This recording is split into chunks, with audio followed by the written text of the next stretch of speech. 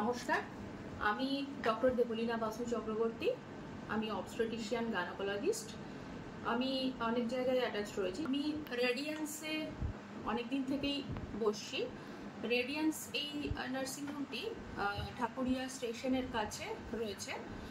এখানে অনেক ধরনের ফ্যাসিলিটি রয়েছে, যেমন ব্লাড টেস্ট, আলট্রাসোনোগ্রাফি, এগুলো তো রয়েছে, প্লাস আমাদের ওটি সেট আপও যথেষ্টই ভালো। আমি এখানে অবস্টেট্রিক্স এবং গাইনি ওপিডিতে মোটামুটি প্রায় প্রত্যেক দিনই পেশেন্ট দেখে থাকি, রবিবারটা ছাড়া। এখানে আমাদের ওটিতে সিজারিয়ান সেকশন এবং হিস্টেরেক্টমি মোটামুটি বেশ অনেকগুলোই হয়েছে। তো আমি আজকে আপনাদের মেয়েদের কতগুলো গাইনোকোলজিক্যাল প্রবলেম নিয়ে কিছু কথা বলতে চাই। আমার ওপিডিতে বেশিরভাগ পেশেন্টই ইরেগুলার পিরিয়ড এগুলো নিয়ে আসে। সেগুলোর মধ্যে মোস্ট কমন হচ্ছে পলিসিস্টিক ওভেরিয়ান ডিজিজ।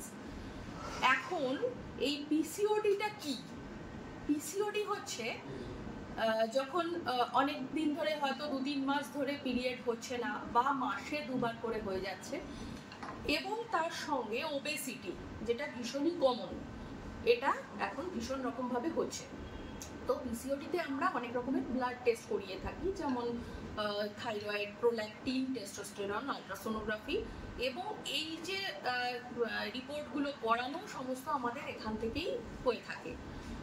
এই পিসিওডিতে অনেক রকমের সমস্যা যেটা হয়, যে টেস্টোস্টেরন হরমোন বাড়ার জন্য আনইউজুয়াল হেয়ার গ্রোথ হতে পারে, প্রোল্যাকটিন হরমোনটা বাড়ার জন্য ব্রেস্টে পেন হতে পারে, এরকম অনেক রকমের সমস্যা হয়। তো সেইগুলো আমরা ধীরে ধীরে সেই অ্যাকর্ডিংলি রিপোর্ট দেখে মেডিসিন দিয়ে ট্রিট করি।